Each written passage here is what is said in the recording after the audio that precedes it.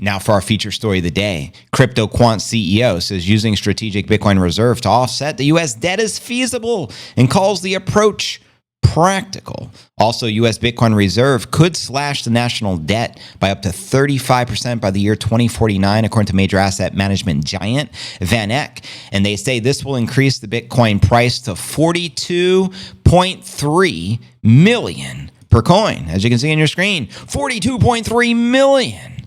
Ultimately, it's going up forever, Laura. But let's first start here. Crypto Quant thinks the National Strategic Bitcoin Reserve could offset the U.S. debt. I think so as well.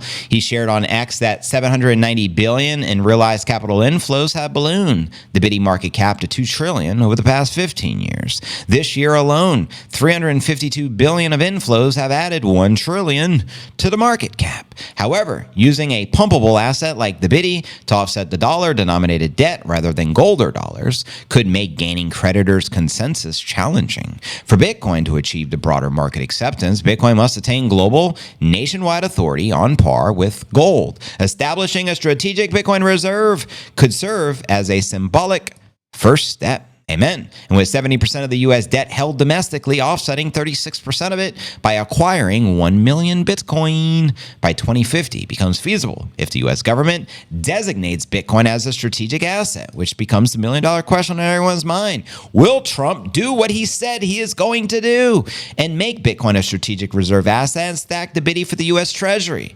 Holla, let me know. The Crypto Quant CEO adds that 30% of the debt held by the foreign entities might resist that approach, but he argues that the strategy remains practical nonetheless.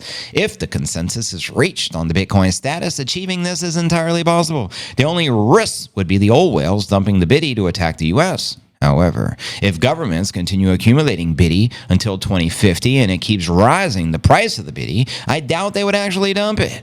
That's right. You'd get a situation like Germany, which is probably idiotic, moronic move of the century. They dumped Bitcoin at like 50,000. 2 months later, it's 100, and they lost billions. Let that be an example, Trump. Don't let it happen for the U.S.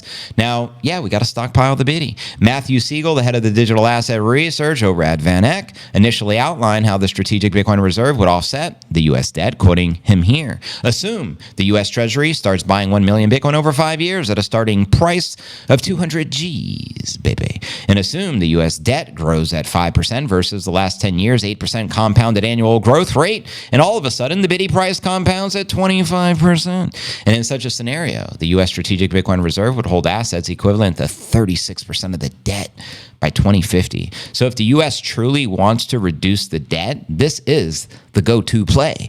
In that scenario, Bitcoin would be 42 million per coin, the same as Michael Saylor's target, coincidentally. And the market cap would be 18% of global financial assets. And ironically, speaking of 42 million, Saylor recently announced that he's purchasing $42 billion worth of Bitcoin for MicroStrategy over the course of the upcoming years. They're looking to control 5% of the circulating supply, already control over 2%.